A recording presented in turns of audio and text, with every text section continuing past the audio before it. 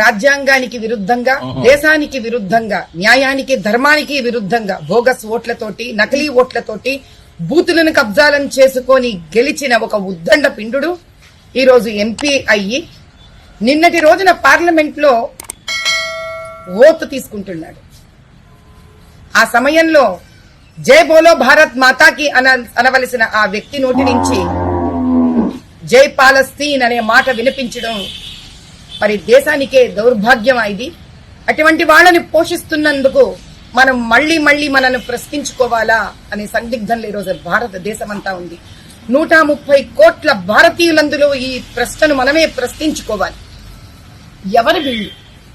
రజాకార్లమంటూ రజాకార్ల ఉద్యమంలో నుంచి వారిని చంపి ఆ రక్తం నుంచి బయటికి వెలువడిన ఎంఐఎం పార్టీని తన సొంతం చేసుకుని కైవసం చేసుకుని గత 40 నుంచి 50 ఏళ్ల నుంచి పరివారమంతా ఇక్కడ పరిపాలన చేస్తోంది తెలంగాణ రాష్ట్రంలో.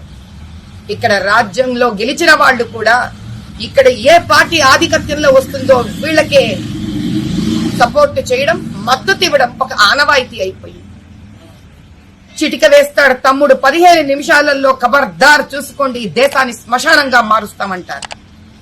మరొక్కసారి అన్న అంటాడు నేను ఆపాను కాబట్టి ఆగుతున్నాడు, లేకపోతే ఏం చేస్తాడో చూసుకోండి అని. ఏం చేస్తారు వీళ్ళు?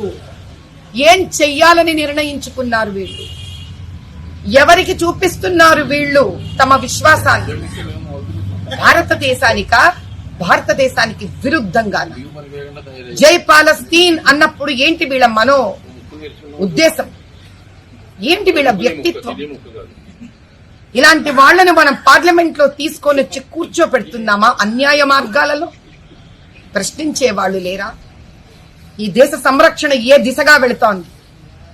130 కోట్ల మంది జనాభాలకు మధ్యలో ఇలాంటి వాళ్ళు మన మధ్యలో ఉండడమే కాకుండా ఏదో మార్గంలో అన్యాయమో అక్రమ మార్గాలలో వాళ్ళ సీట్లను కైవసం చేసుకొని వచ్చి పార్లమెంటులో కూర్చుంటే ఆ పార్లమెంట్ కి సంరక్షణ ఏది? సురక్షితంగా ఎలా ఉంటుంది? కొంపదీసి వీళ్ళ హమాస్ వాళ్ళ హమాస్ కి పనిచేస్తారా?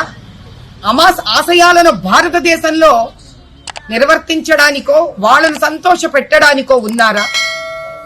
ఏ దేశంలో అయినా పుట్టినవాడు మాతృభాషని, మాతృభూమిని, మాతృకర్మని పాటించి అదే తన జీవిత లక్ష్యంగా అనుకుంటాడు, ప్రత్యేకించి ప్రజలు ఎన్నుకున్నవాడు. కానీ వీళ్ళ ఉద్దేశం అలా లేదు. వీళ్ళు ఎప్పుడు పేరు, ప్రఖ్యాతి, డబ్బులు, అన్యాయ మార్గంలో స్వార్థం కోసం సంపాదించాలని ఒక వికృతమైన రూపం కలిగిన వ్యక్తులు వీళ్ళు. భగవత్ నామం తీసుకొని అల్లా అనే పేరు చెప్పి జై పాలస్తీన్ అన్నాడంటే ఇతని మనసులో నుంచి ఉద్దేశపూర్వకంగా మనసా వాచా కర్మణ వచ్చిన మాటలు. నేషనల్ సెక్యూరిటీ కౌన్సిల్ వాళ్ళని నేను ప్రాధేయపడుతున్నాను, కూర్చోపెట్టండి, ఈ వ్యక్తిని ప్రశ్నించండి, వాడి ఉద్దేశం ఏంటో, అతను ఎందుకన్నాడు ఈ మాట, దాని వెనకాల ఎంత పెద్ద కుట్ర ఉంది, ఈ దేశానికి ఏ అన్యాయము జరగబోతోంది. ఇప్పుడు కనుక మనం త్వరత పడకపోతే, ఇప్పుడు కనుక మనం దీన్ని కనుక పరిష్కరించుకోకపోతే ఈ భారతదేశంలోని శత్రువులకు మనమే పాలుపోసి పెంచిన వాళ్ళమైతాం. జై బోలో భారత్ మాతాకి జై.